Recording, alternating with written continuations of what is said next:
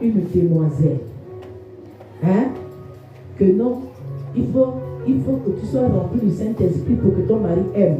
On va avoir toutes les femmes de l'Église alignées ici.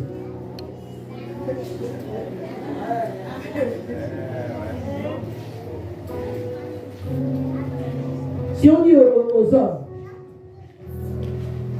si tu veux avoir l'argent, aujourd'hui tout de suite là, il faut être baptisé du Saint-Esprit. C'est-à-dire que c'est l'élément qu'il faut pour avoir la richesse, l'élément qu'il faut pour avoir telle chose. Je peux vous dire que même celui qui ne veut pas s'élever à l'église, quand on fait les appels, à Ourambourg, va s'élever. Alléluia. Oui. Ceux qui connaissent le nom des téléphones, là, si on lui dit seulement que petit, on va te donner un iPhone, vous-même vous connaissez la catégorie là-bas. Viens te mettre là. Pour le test. Les gens vont même se disputer la place.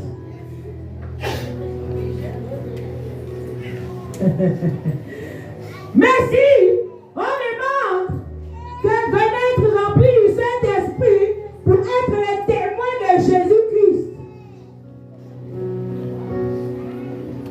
on va chercher les candidats. C'est pas ça, homme de Dieu. On va chercher les candidats. Je peux vous rassurer qu'on va chercher les candidats. Et ici, on demande à quelqu'un que viens, on va te remplir du Saint-Esprit pour que tu ailles évangéliser pour la moto. Même si la moto, il ne va pas se positionner. Viens, tu vas aller évangéliser ma cabana. Il ne va pas se positionner. Viens, tu vas aller évangéliser ma banda. Il ne va pas se positionner. Mais pourtant,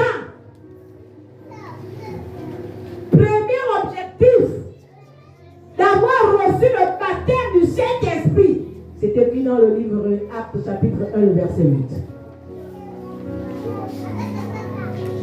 C'est pas avant pour avoir le mari. On n'a pas reçu le Saint-Esprit dans notre vie pour avoir d'abord le mari, pour avoir la promotion, pour avoir les enfants.